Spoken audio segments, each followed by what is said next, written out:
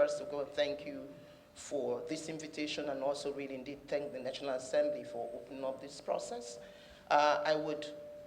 There's a submission that have been given, so I'm only going to make a highlight, and I'm going to speak very clearly to some of the issues, and I will speak frankly, and I hope that these comments are things that actually will help us go further. Mr. Chair, just to say first and foremost, there's already a lot of work that the National Assembly have done in terms of very innovative provisions that are put in the Nigerian Correctional Service Act of 2019. And I'm just going to give some very few examples, which if we truly implement, we will not be where we are. Number one, Mr. Chair, you will recognize that when you look at Section 12, subsection 4 to 12 of the Nigerian Correctional Service Act of 2019, it gives us a safety net which will help control the number of persons who are in custody. Mr. Chair, as you know, all the correctional centers in this country have capacities. You already have mentioned many of those. And it is about 30 of those correctional centers that are overstretched.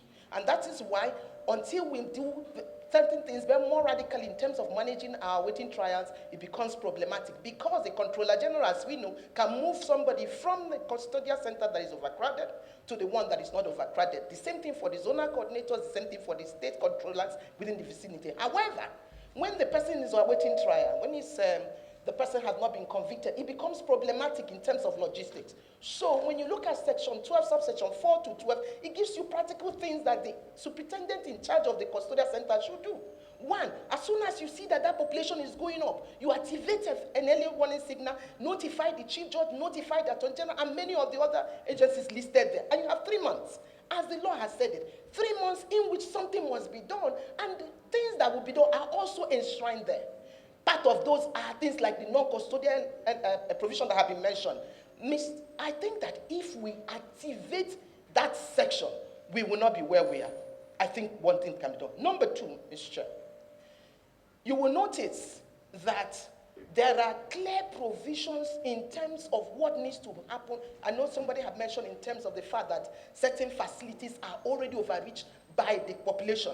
That is also provided for. Section 9. Let me quickly go to a more critical thing, because it really pains the heart, my heart, I'm sure yours and many Nigerians, to hear what happened on the 5th of July, 2022. Barely 3 years after the signing of the Nigerian Correctional Service Act of 2019 into law, which was done on the 31st of July. Section 28, subsection 1 to 3 is clear. If you look at it, Mr. Chair, you will see it clearly says what we need to do in terms of security. If we can take this as an emergency and begin to do it, we will not be where we are.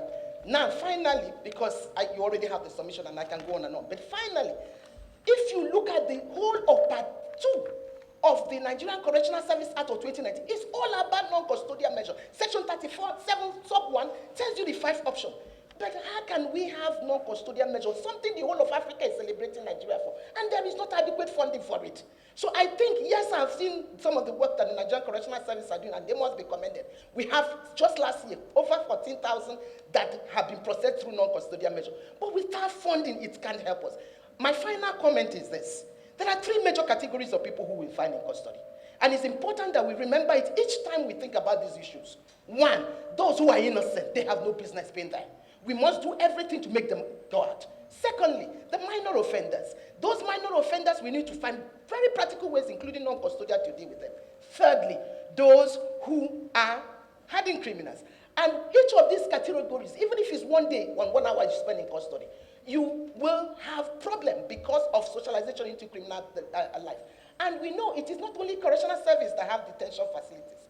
We have 19 institutions in this country that keep people. And yet, we do not have nobody, no agency, no individual, knows the total number of persons who are in custody in Nigeria at a particular time T, except the statistics you have in the Nigerian Correctional Service. We can't plan that way. We can't move forward that way. But I believe there's a lot that we can do. You have heard from the Honorable Attorney General of the Federation, the comments and the things that they are doing, which is also commended. But we need to work as a team. Different agencies, different organizations, and there are a lot of development partners that are willing to make it. Nigeria should lead, and Nigeria ought to lead. The whole of Africa is looking up to us, and there are very practical things we can do. Mr. Chair, let me stop here, but I'm sure you see that there are already a lot of legal framework to drive this process. Even if you look at Section 10, I just wanted to mention that when you talked about risks and needs assessment and rehabilitation, reformation, and integration, the processes are there. But let us walk the talk, because if we don't, what it means, you do all of this beautiful work and nothing happens. The next time we're still talking grammar. It is time to move beyond grammar.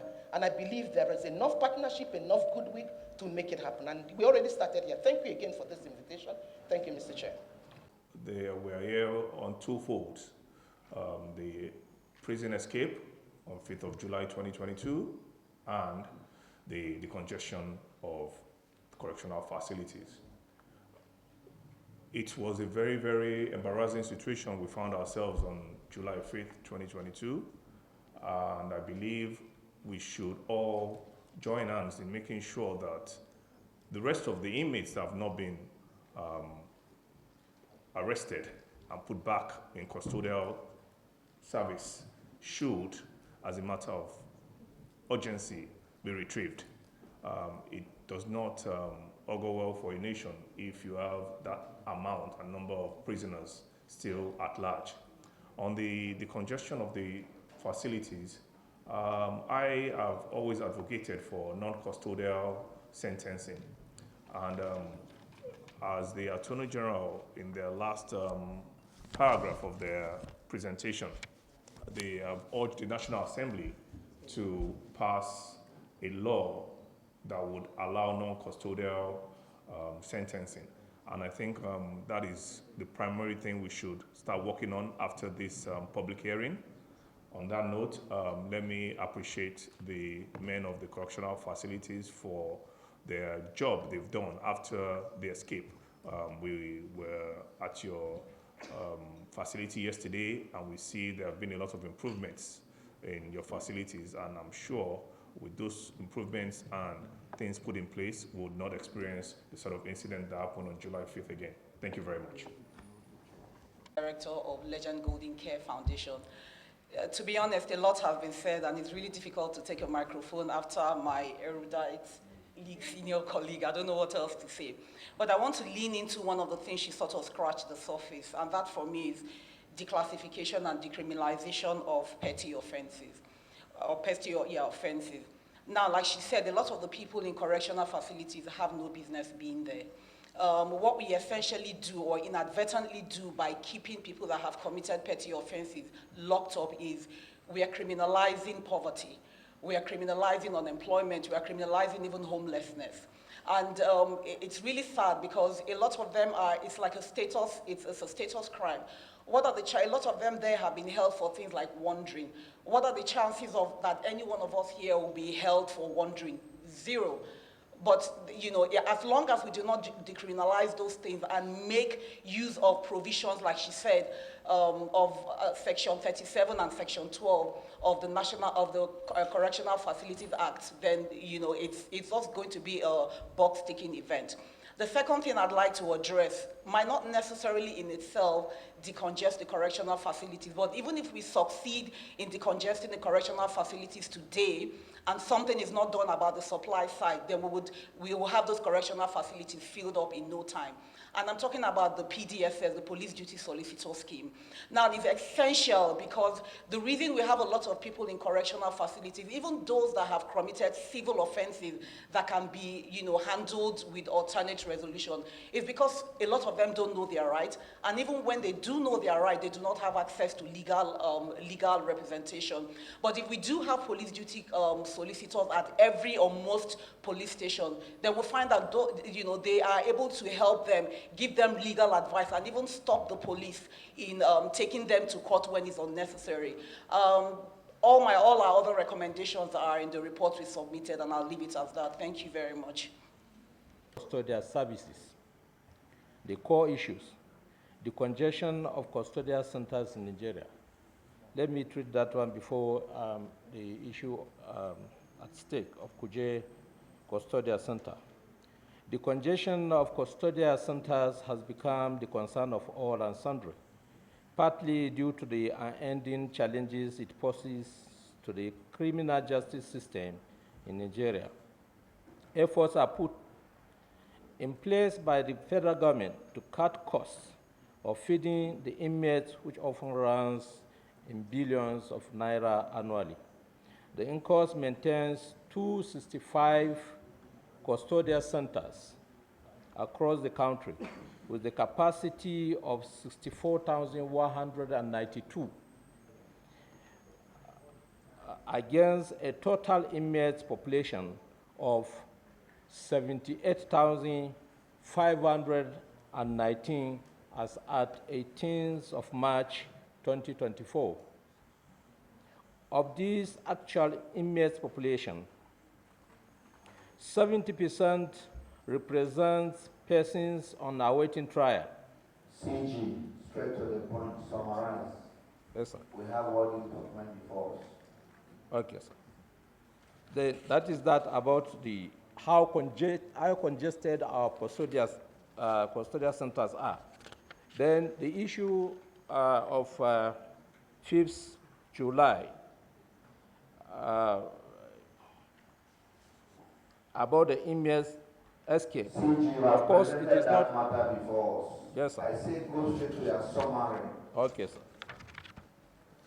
Then we have challenges under recommendation. Non-allocation of funds requested by the service for the full implementation of What we non-custodial call measures. you here is how we can decongest the prison. Yes, sir. You have briefed us on the inmates that escaped on 5th July 2022. What you have to report to us, how can we decongest the correction service? Your need is between you and the committee chairman. Yes, sir. You bring your request to my office, we look at it in committee level. Yes, sir. This is pure investigative hearing. Yes, sir. If you have concluded, you tell us you have concluded. Thank you. Sir, for us to speedy the decongestion of correctional centers in the country, we need the complete completion of the 3,000 capacity of the new custodial centers that are being built across the 6 geopolitical zones. And then we need a lot of money for the service. I think I'm done, sir. I'll just be highlighting on the event of July, 5th July 2022, prior, during, and after the incident. However, it's going to be a very brief one. I want to believe that the situation today is not actually aimed at one looking for who to blame, but it's aimed at getting a possible solution and seeing to the end of a similar occurrence. We, Nigerian Army, are playing a complementary role to the correctional center by virtue of provision of gas to assist the correctional center. However, in the correctional center, Kuje, to be precise, Nigerian Army is not the only security agency that is deployed in that correctional center. There are other sister agencies that were also deployed. And unfortunately, the day the incident took place, there is what we call rotation among the troops, rotation of troops. Check, for instance, at the end of every month, troops will be rotated. New soldiers will be brought in to replace the old ones. So unfortunately, it was that day during the period of rotation that the incident actually took place. And I wouldn't want to comment on the possibility or otherwise of having an insider looking at the period the incident took place. However, that is not a matter for continuous discussion, but I know that before or prior to that incident, Nigerian Army, through Gas Brigade Commander, we've written a series of letters to Deputy Controller General concerning some of the security observation, or better still, some things that will enhance the security within the facility. And we know that the Deputy Controller General is doing everything possible to see if most of this equipment that is going to enhance the security is provided. However, it was still on the process when the incident happened. One of those things were issue of lightning. During those periods, we noticed that there is no lightning within the general area.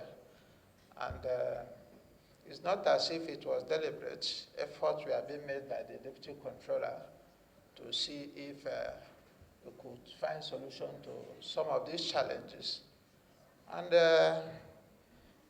from our own sides, we also observed, and it was communicated, that the place where the Kuje prison is located is more of a built-up area, and that give room for a serious security challenge where a lot of civilians are living among the prison area, prison environments. What is coming from the front, you have to take extra mile through posts, what we call our gas posts, for you to, from there, be able to see what is happening. These are some of the challenges the environment created. And we also observe issues of low fencing and CCTV camera absence within the general area. These are some of the things that we observe, and we are unable to, these things were unable to be put in place before the incident. And I want to believe that these things would have assisted the guards to know what is happening, possibly to see how these things can be assisted. However, on our own parts, the troops tried their best by returning fire to the Boko Haram terrorists on their arrival. However, it was very unfortunate that the troop deployed vis-a-vis the build-up of the general area were not sufficient to actually curtail the terrorists that came from different dimensions. And it became a challenge because we are deployed in so many IS operations, and we could not deploy more to assist the correctional center. However, I want to believe that efforts have been made to see how we can improve on the security challenge that has been confronting the correctional center. For our own sides, the troops that we are deployed have been under investigation, and the military hierarchy are still working on possibly finding out if there is any of the soldiers that have failed to do what they expected to do, and possibly disciplinary action taken. But as it is, it's still within the military hierarchy and the military courts to look at the matter critically to know if the soldiers that we are deployed have done the needful. Thank you, sir. Representing the Honorable Attorney General of the Federation and Minister of Justice. The Honorable Attorney General of the Federation has submitted this memo, and I will just be giving a summary of that submission.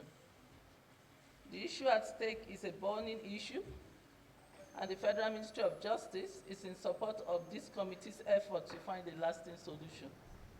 Efforts have been made in time past and even presently to systematically decongest the correctional centers nationwide.